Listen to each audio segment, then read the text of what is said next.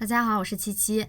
今天我们继续来做免烤的芝士蛋糕。如题哈，我把杨枝甘露还有芒椰糯叽叽都做到这个蛋糕里头。家人们，这是啥梦幻组合呀？搅搅拌拌就成。那我们就开始吧。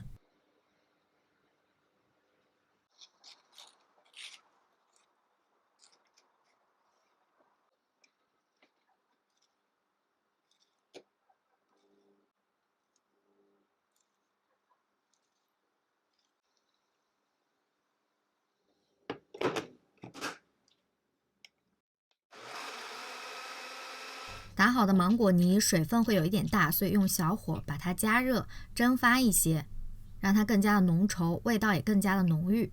青柠汁拌匀之后放凉待用就可以了。接着来做糯叽叽的糯米蛋糕底。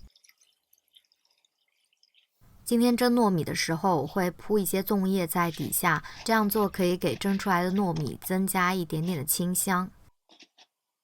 直接用电饭煲来蒸也是可以的，只是水量要稍微的少一点，不然会过于粘稠了。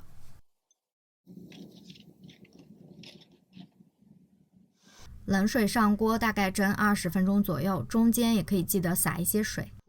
蒸好的糯米里头加一点糖，还有椰浆拌匀，也可以再简单的加热一下，让它更加的抱团。室温软化的奶油奶酪用刮铲压匀，之后加入细砂糖，继续拌匀，再加入已经冷却的芒果泥，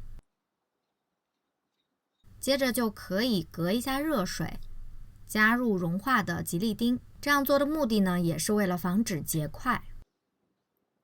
淡奶油加一些糖粉和香草精，打发一下。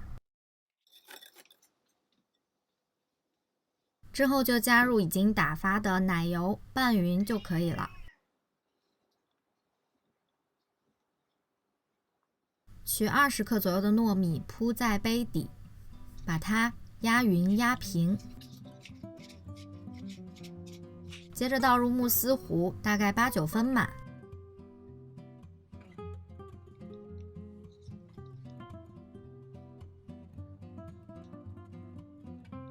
都做好之后就可以放入冰箱冷藏或者是冷冻定型了。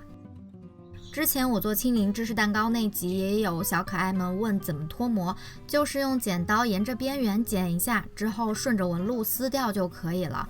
因为它如果完全的定型之后呢，是非常容易脱模的。先别忙走哈，这个搭配组合真的一定要看，口感真的是绝了，而且我绝不让你们家的蛋卷碎被浪费掉。撒在蛋糕上面真的特别搭，再来一点煮过的小圆子，糯叽叽直接翻倍。